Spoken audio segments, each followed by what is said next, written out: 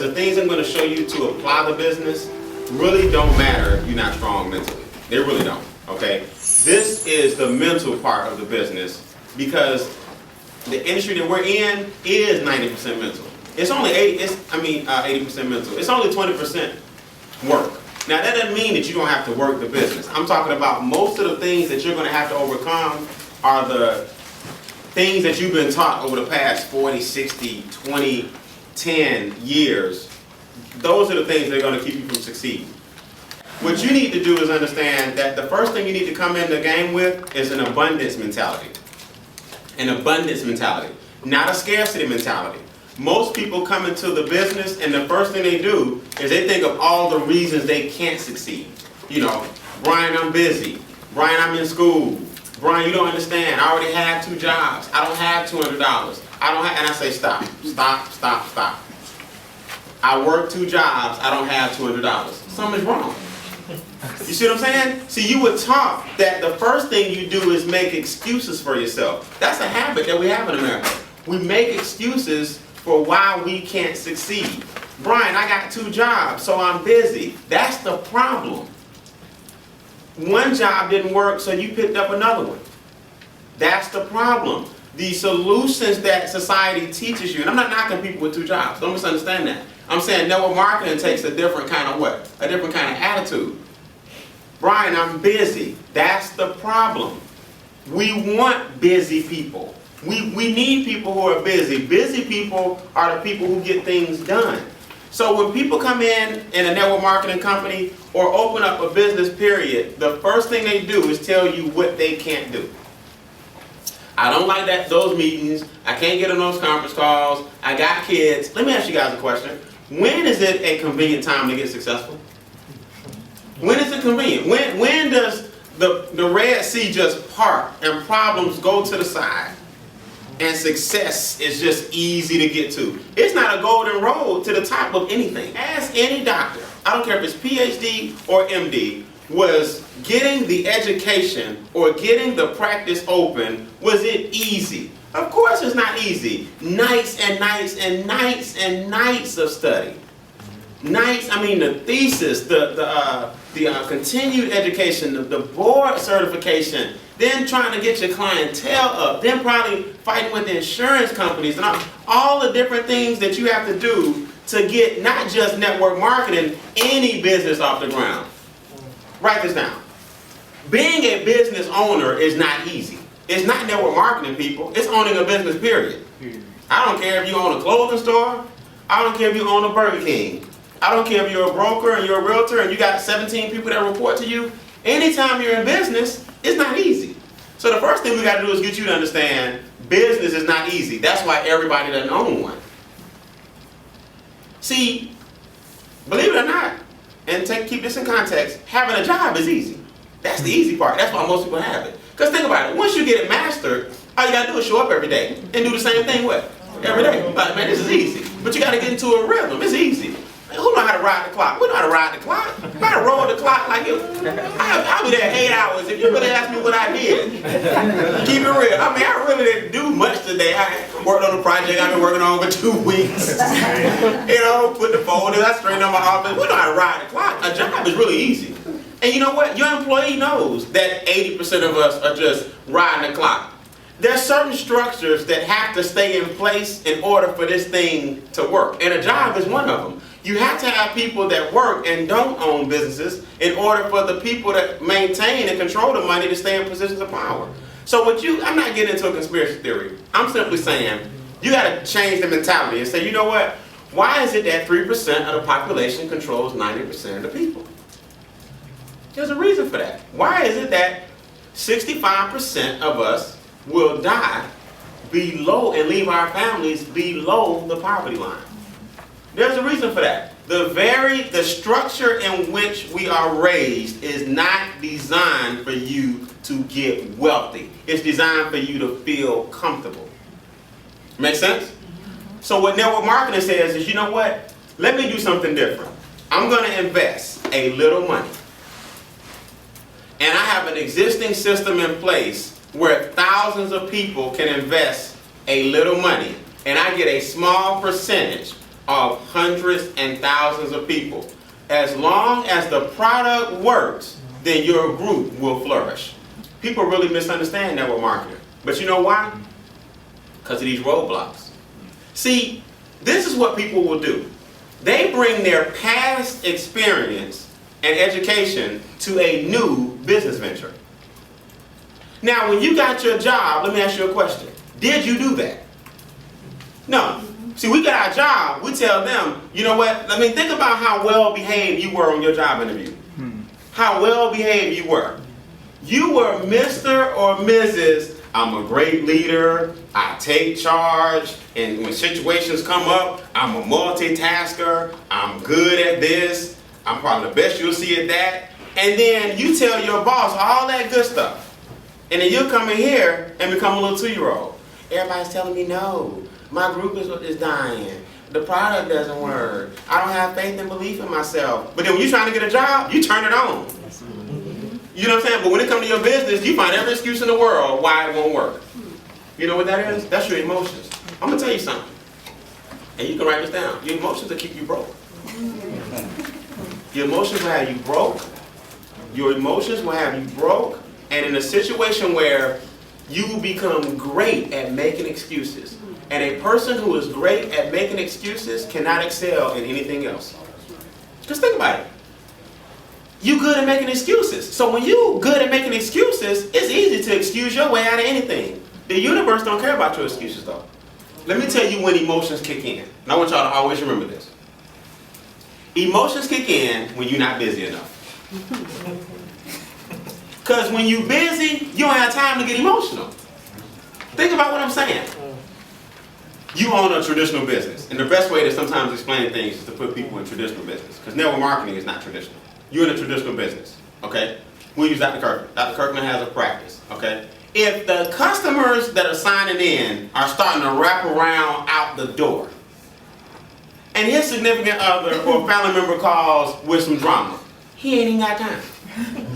Look, right now, this just, you flat out tell them, now just ain't the time. I got people wrapped around the building. If you own a McDonald's and the line is long, and your husband comes talking about what we having for dinner, you ain't got time. What deal with that when I get home? I'm at work. Are you, like, the nerve of you to even call me? You don't sit there to tell all your customers to hold on. Baby, I'm gonna cook. Y'all hold on. We're gonna have steak and, y'all hold on. You ain't got time. See, when you busy, emotions don't even have time to kick in. And you won't even allow them to kick in. Now watch this, Dr. Kirkland. There's no clients at the office today. It's been a slow week. Significant other family member call with drama. You got all day. Because what? Ain't nothing going on. So you take that call. McDonald's, your McDonald's franchise. Line wrapped around, line used to be wrapped around the building. No line. Phone ring. What we having for dinner? Now you got time. Network marketing is the same way. Drama and politics happen when you're not doing nothing. When you rolling, problems get stamped like a fly on the fly, like a fly swatter on the fly. Problems are like little ants. We just step on them and keep on rolling. See, problems are easy when you have momentum. When you have no momentum, the only thing left is emotions. And let me tell you something. Ain't nothing like a group of people that's overly emotional about everything.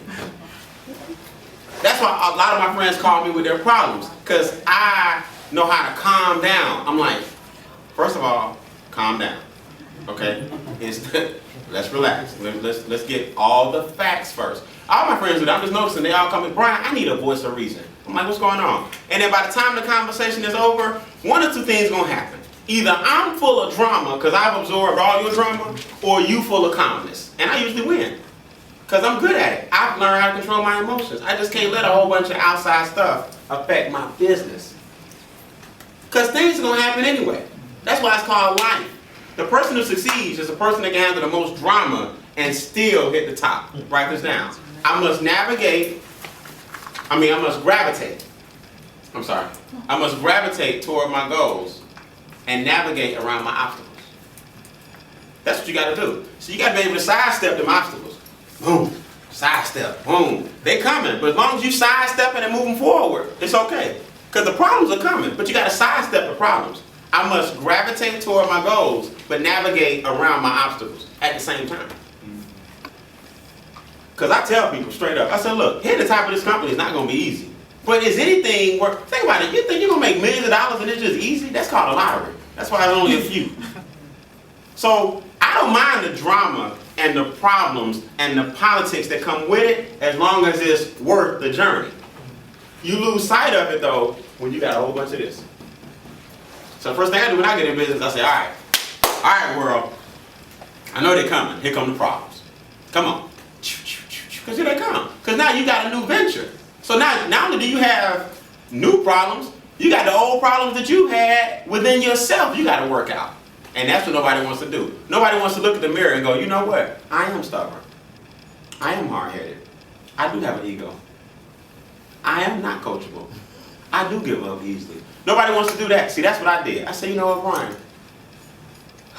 You are not patient at all.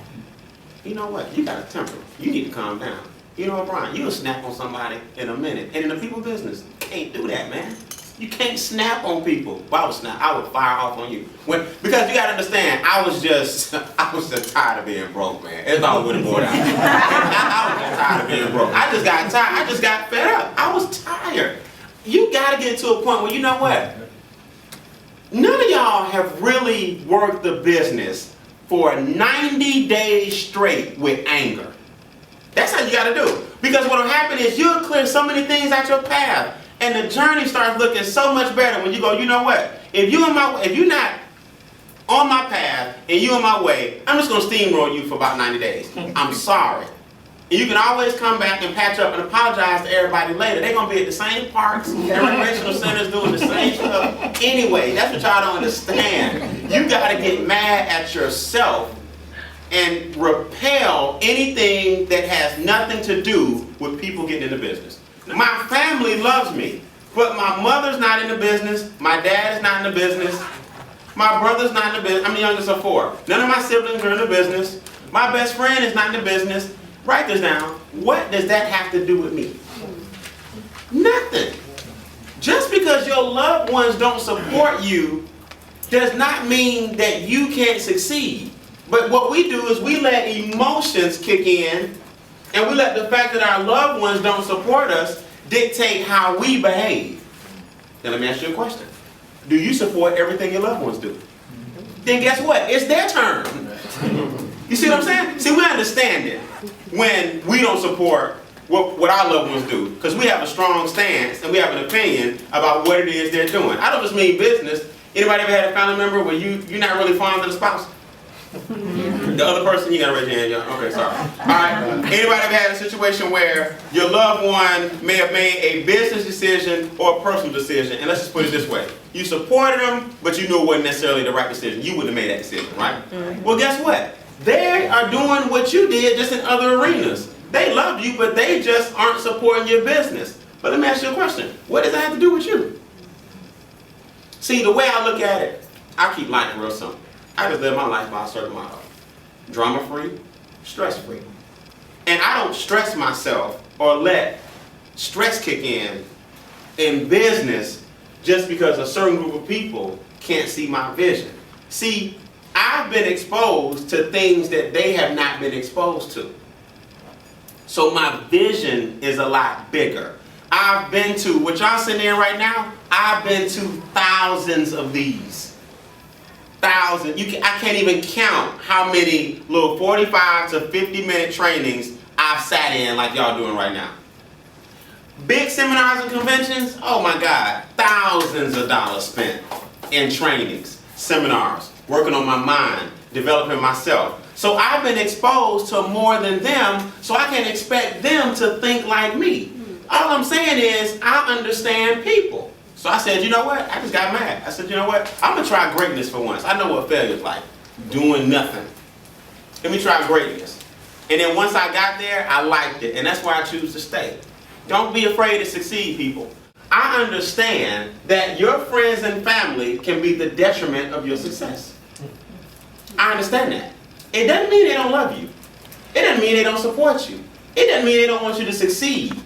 A lot of our friends and family have deep-seated issues that they have not resolved. And they're not ready to congratulate you on the fact that you resolved yours.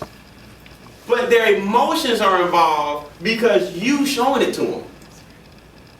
Now I want y'all to think about this for a second. Why should your friends and family trust you? They know everything about you. They know your bad habits. They know you'll probably quit this thing in 90 days. They know you owe them $50. They knew you since you were like this. It is hard for them to see that all of a sudden you serious about something. So guess what? They're not saying no to the product. They still got questions about the messenger. That's right. That's where you got to be strong and be like, you know what? I got to change who I am first. So people will see a difference in me. And when people see a difference in me, they'll take my business a little bit more what? Serious. I tell people, sometimes, just mark my word, put on a suit on a Saturday. See, on Sunday it's easy, because we assume you just came from church. So you just kept your suit on all day. Wear a suit on a Friday night, and just go to your friend's house. I just want to see what you dressing up for. I told y'all, I'm in a new business. So this is the new me. The old me is dead. In other words, what am I saying? The changes that you need to make them fast. Quit straddling the fence. If you want mediocrity, just decide that that's where you're going to be so you can quit struggling and fighting with yourself. If you want to be great, go ahead and decide that that's what you're going to be, but don't be in the middle. That's where the cars are. The middle of the road is painful. The middle of the road is painful. So all I'm asking y'all to do is make a decision.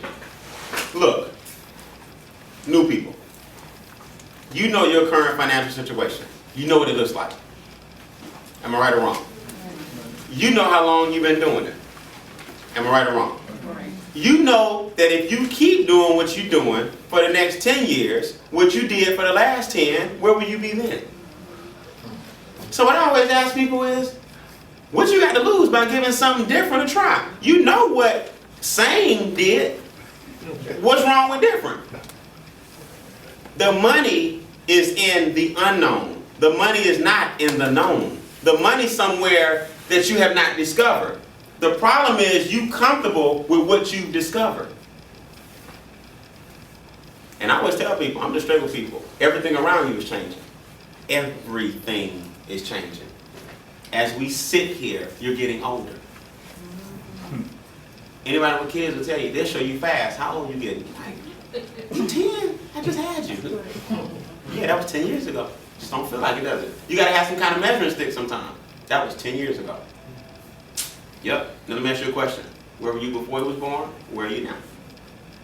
Same job, same thing. And how you think it's going to look when he's 20? And let me tell you something. Education ain't going to be the same cost in 10 years that it is now. So now how your kids can go to school? They cut back all the grant programs. The whole grant, all that's gone. Even kids with 4.5 GPA, over 1,000 SAT, over 30 ACT, they don't have no scholarships. Because now all the money's gone. So what I'm saying is, you see, like what we'll do, we'll see change, but we just ignore it. Remember when gas was $1.12? You know what we do now? If gas dropped to $2.90, we go, gas is down. They got you. Because that means you celebrating this not $3.60. So now they never have to take it down to $1.12. You can fill up your car with $15. Who remember that? So what's funny is you see that change is imminent. You see that change is all around you, but you're not doing nothing about it. You think the answer is just work harder. That's not the case. Tell you a true story. I have a 58 convertible classic that I whip out every now and then just to floss. And the guy stops me at the gas station. He said, you know, old school guy. Boy, you don't know nothing about that? I always attract the older guys. I said, I know I don't. I said, come over here and tell me about it. That's just my way of piquing interest. Everything I do is for a reason. I said, come on over here and tell me about it.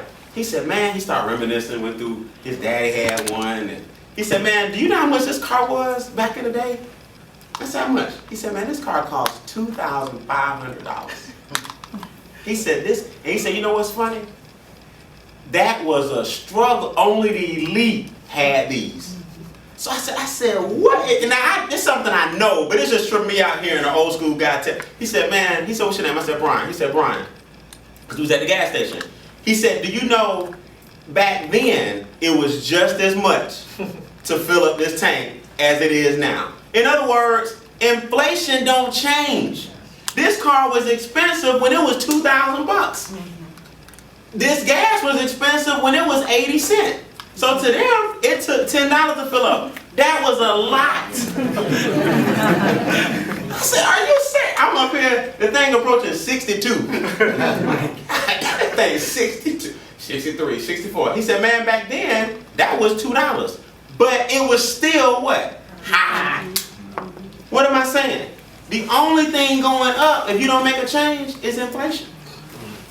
So you can't stay at the same level and keep making the same income when healthcare is up, car insurance is up, gas prices are up, groceries are up, but you're making the same money that you were making last year? You'll never catch up. And then we wonder, like, where'd the money go? It didn't go anywhere. It's just that things are more expensive. So even your savings is worth less. So I want y'all to understand this. When you do something, you have to start seeing the results from it quickly.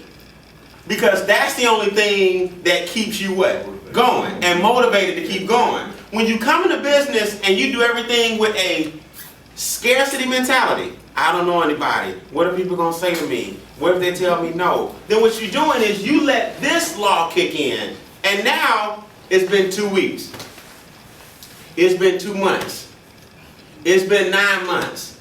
And you still haven't got your business off the ground, and then you quit. Because you don't understand. You were up against some laws that you got to either use in your favor or they're going to crush you. Make sense? The law of inertia. The law of inertia states, things at rest want to stay at what? Rest. And things in motion want to stay in what? Motion. It's the same thing in business. Now people say, Brian, what does physics have to do with network marketing? Physics has everything to do with network marketing, because this is what people miss. These are called universal laws. They're not called laws that apply only when you're in college. These are called universal laws. They apply in everything you do. I'm going to give you 3 examples. Let's use a vehicle. You will use a simple vehicle or a train. You know how hard it is to get a train up to speed when it's been sitting all week on the tracks. And when it's finally time for them to come in and do whatever they need to do to crank the train up. For that bad boy to get rolling, or a rocket ship to get off the ground, 90% of the fuel is burnt just getting the gravitational pull of it into the atmosphere. Now once it's coasting, it's coasting. But most of the fuel is burned on the ground just to get it from rest to what? Motion. Same thing in your car. Can you start your car in 5th gear? I mean, can you come out in 5th? No. It's been at rest, so you got to work it up. Okay, if you're going 65 and it's in motion, can you throw it in first?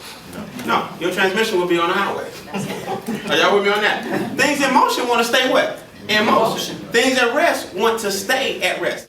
If you work out, you're sore for the first couple of times. If you haven't been working out in a while, your muscles are what? Are sore. If you get sore and decide not to work out anymore, you're not going back to the gym again, because you didn't break that threshold that said, get over the what? The soreness. Now watch this. Once you go ahead and decide to work out, after a few weeks, you're not what anymore? You're not sore. Your body has now become conditioned to the workout. It was at rest. You put it in motion. It was painful, but you went ahead and broke that threshold and kept it in what? Motion. Now watch what happens. Now, when you don't work out, your body can tell that you haven't been what? You haven't been working out. Your body's like, you sleepy, you're a little more sluggish, you're tired. Your body says, I need a good what? Workout. It's not used to being at rest anymore. It's used to being in what? Motion. Another example, when you sleep, it's kind of hard to get up. But once you get up, you take a shower, you start your day, it's really hard to go back. Now you can't even what? You can't go back to sleep. When I wake up and take my son to school, 6:30, 6:45, I am so sleepy. Half the time, I just dozed off. But it's so funny. I think that I'm going to come home and crash, but now I'm up. I'm up. It's time to go ahead and get the day what? Started. I'm not saying these things are working against you. I'm saying they work for you or they can what? Work against you. But you got to know that they exist, so you'll know what direction to take that law in. So I'm like, okay, I know the law of inertia is against me, so I got to go ahead and come out the gate. Let's go. Make a list of 50 names. Let's go. Let's talk to 30 of them today. Let's go. Now I start seeing success. I make another list of what? 50 names. It's the people that make a list. Give me your list. How many you got? Here go the first 3. You done. Because you didn't even come out the gate. Here go 3. You need 2. Let me see what's going to happen with 3. 1 broke, 1 negative, and 1 not going to show.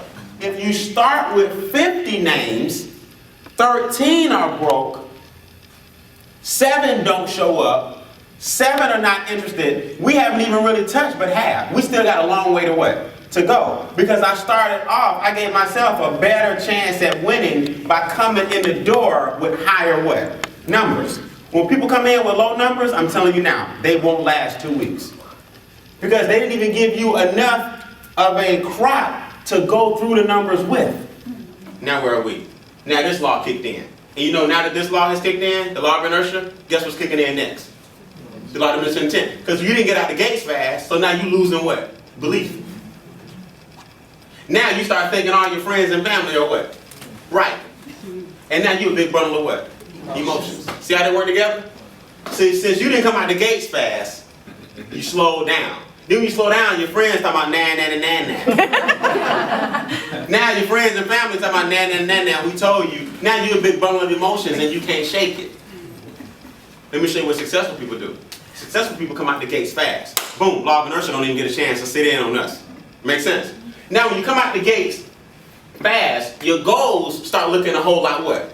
Closer and a little bit more realistic. Now when your goals look realistic, you could care less what they say. That's right. And then it rids you of all of these. Now you don't have no emotions. See, my friends and family come to me and say whatever they want. I don't even hear it. Do you know my friends still laugh? They still laugh 15 years later. What, you still doing that stuff? They got a little smirk. Boy, I heard this fool retired. He was so young, he retired. I just said that. I was like, well, you still don't get, it's still funny to y'all. Let's go to the Bahamas this weekend. I gotta work. Oh, okay. Yeah, see, it just depends on who the joke on. See, they think I'm funny, I think they're silly. You see what I'm saying? I just don't let people's opinion of what I do, it just don't bother me at all. Like none. Because when you really think about it, God has a different path for everybody. So when you really boil it down, who are you to judge what I'm doing anyway? I ain't judging what you're doing. That's why I like talking to people and getting to know people, because God has a story and greatness in each of us. It's just that some of us go ahead and tap into it and listen to it, while others of us, they don't listen to God or listen to their own voice. You listen to them. And that's your problem. Half of them don't even know God, so who you listening to? That's what most people, that's where they fail. They don't even make it to this. Number 5. Number 5 is the law that really is your friend, but you think it's your enemy. The law of averages is on your side. Write this down. There are natural laws that work in my favor, and the law of averages is one of them. Okay? There are natural laws that work in my favor, and the law of averages is one. What is that? It's real simple. When you're prospecting, you gotta use the law of averages. What is the law of averages? The law of averages states that if you do something long enough, a ratio must appear. That is a powerful law, especially in business. But the key part of that is if you do something long enough, not 5 minutes. Okay? A ratio is going to show up. It has to. It's a law. These are not Brian Beane laws. These are universal laws. A ratio must appear. It didn't say sometimes. It has to. Rule number 2 under that law, a ratio tends to want to continue. It wants to. The only thing that stops the ratio is you. So rule number 1, a ratio has to show up if I do something long enough. Rule number 2, a ratio tends to want to continue. All I need is for a ratio to what? Start. The problem with most people, you don't even hang around long enough for the ratio to appear. The world, the universe says, if I do something enough times, a ratio will eventually what? Show up. Most of us, when we go 0 for 3, before the ratio even shows up, we quit. My 3 friends said no. You don't understand the laws of the universe. It's gonna pop in a second. It what? Has to. You might be 1 for 25. Man, nobody's saying yes. Well, it's a ton of things you're doing wrong. But what I tell people is if you talk to enough people, you can say the wrong stuff to the right person, they'll still get in. You can have it all backwards. Somebody will say, what? That's it. You can say the wrong stuff, but if you do it enough and your ratio show up, you get enough people that hear half of what you said. All I'm saying, people, is use that in your favor.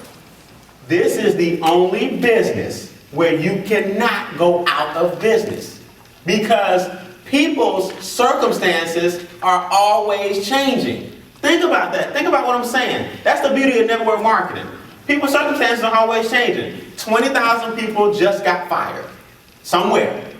20,000 people just got hired. 20,000 people just had a baby. 20,000 people just got married. 20,000 people just got divorced. 20,000 people just got diagnosed with some kind of disease or just got put on some form of medication. So you have to learn that prospecting is something you always do. Always circle the wagon, because people are different every what? Every day. What we do, we take a snapshot of what we consider people and we put them in like like time is not a continuum. Does that make sense? Time and space is a what? Continuum. So what we do, we say, you know what?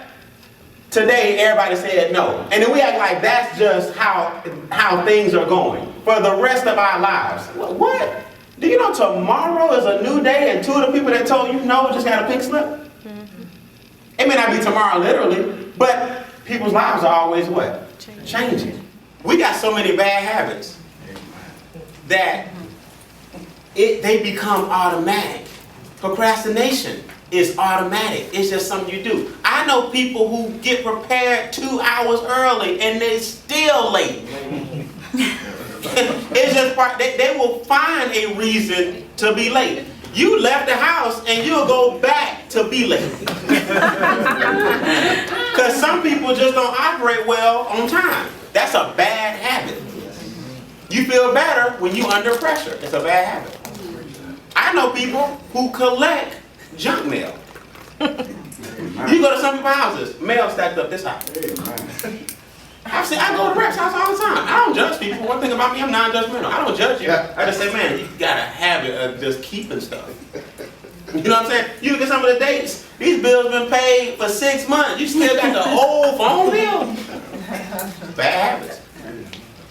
Anybody ever done this? You get some new furniture, or get a new room in your house, and you clean it up, and because you got new furniture, it kind of makes you do some other things. So because you got new furniture, you may have to get rid of the old one, and then you look at all the dust that hit the baseboard. Look how nasty it really was under the furniture. And what that does, it kind of shows you, man, if this was nasty, then the stuff behind this chair is probably what? Nasty. I'm talking about dust balls coming out, big dust balls, right? Like in the Wild Wild West, where they roll up the street. You know what I'm talking about? You move that. Now, when you finish cleaning up and you get your new furniture in, or your new room, this room kind of highlighted how bad other rooms look, right? So now, this rearrangement makes you go do some other what? Rearrangement, so that the whole project can be what? Complete. And then when you're finished, you look at this room and the other rooms and go, I can't believe that this room was ever any way but this. I like this setup a whole lot what? Better. But it was the other way for 15 years. That was just a habit. Until something made you change, you weren't even aware that it was silly for you to have a sofa on that wall in the first place. But it's been like that for 15 years, so you just got accustomed to it. That's how life is. That's what people miss. Until something brings change, you don't even know that the way you've been doing things was jacked up. That's why I tell people, when bad things happen to you, it's hard, and I'm not saying like I'm God or not human. It's hard, man. But sometimes you gotta find the silver lining, because if this hadn't happened, you wouldn't have even been aware of some of the changes that you need to make so that this won't happen again.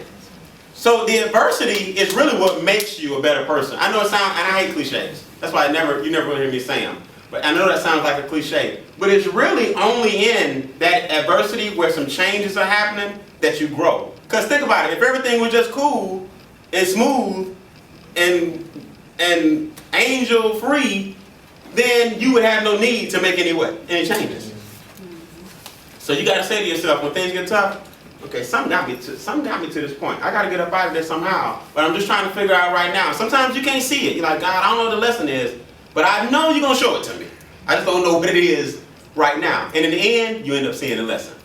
I'm a better person. I'm stronger. I won't treat my kids like that. I won't do, you know what I mean? All the things that happen to you, whatever happened to you, it may take you 20 years to realize you had to go through that to make somebody else a better person.